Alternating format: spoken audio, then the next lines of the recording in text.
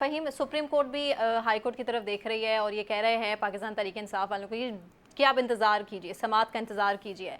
अब आपको क्या लगता है कि सूरत हाल आने वाले दिनों में होगी क्या? क्योंकि अभी तो इंसाफ मिलता कहीं से दिखाई नहीं दे रहा। हाँ, देखें, जो इसार राना साहब जिस तरफ इशारा कर रहे थे कि हमारी अदलिया 123वें नंबर पर है इस वक्त दुनिया भर में, तो ये अदलिया जो है इससे मुतालिक और भी कई मजाक हैं। और अगर एक सियासी मजाक और मैं आपसे डिस्कस कर लूँ, जो मैं चाहूँगा कि इसार राना साहब को बुरा ना लगे, तो जनाब पानामा में अकामा की सज़ा भी तो इसी अदालत से हुई थी।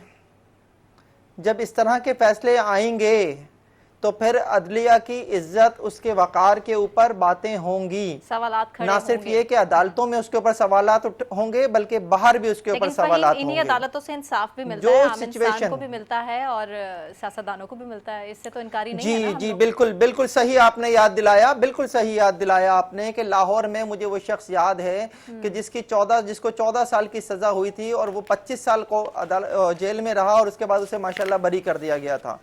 ये भी हमारी ही अदालतों से होते हैं ऐसे ही फैसले। लोग जो हैं वो सजाओं के ऊपर अपील करके जो है वो अदालत जेलों में पड़े रह जाते हैं, वहां वो इंतकाल कर जाते हैं और उनकी सजाओं के ऊपर, उनकी अपीलों के ऊपर फैसले उस वक्त आते हैं जब उनके बारे में ये पता चलता है कि वो तो अब इस दुनिया में ही नहीं है। ये भी कुछ हो रहा है, लेकिन मैं खैर इसके ऊपर ज्यादा बात करूंगा तो कहीं ऐसा ना हो कि कोई कंटेम्प्ट ऑफ कोर्ट का नोटिस आ जाए। खैर मैं उसके लिए भी तैयार हूं, लेकिन बात यह है कि आगे जाके होगा क्या, मंजरनामा क्या है। मंजरनामा तो बहुत क्लियर है इस वक्त कि जनाब जो चेयरमैन पीटीआई हैं उनके लिए फिलहाल सियासत में कोई गुंजाइश नहीं है। कोशिश हो रही है, जाहिर है वो प्रेशर डालने की कोशिश कर रहे हैं, जिस तरह से माजी में पाकिस्तान मुस्लिम लीग जो है वो प्रेशर डालती रही है कि हम आलमी इदारों को खत लिखेंगे। कल उन्होंने भी कहा हम आलमी इदारों को खत लिखेंगे। खत लिखने के लिए उन्होंने अपने वकील से कहा है बरतानिया में।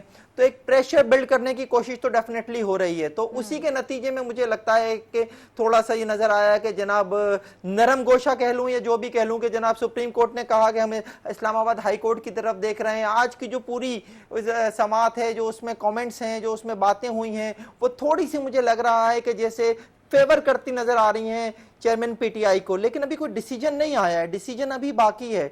अगर कोई डिसीजन जो इंसाफ के तकाजों के मुताबिक हुआ और साथ साथ कानून के मुताबिक हुआ तो मैं ये समझता हूं कि चेयरमैन पीटीआई को रिलीफ मिलेगा यहां से। लेकिन साथ ही दूसरी बात जो मैंने अभी थोड़ी देर पहले कही कि उनके लिए भी फिलहाल सियासत में कोई गुंजाइश नहीं है, उनके लिए कोई जगह नहीं है। तो दीगर मुकदमात ऑलरेडी उनके खिलाफ कायम किए जा चुके हैं, कुछ में गिरफ्तारी का भी फैसला हो चुका है, कुछ में उसका हुक्म भी मिल चुका है। अभी मजीद भी बहुत कुछ उनके खिलाफ मुकदमात जो है वो बन सकते हैं, तो फौरी तौर पर वो बाहर नहीं आते, लेकिन उन्हें रिलीफ मिलना शायद शुरू हो जाए।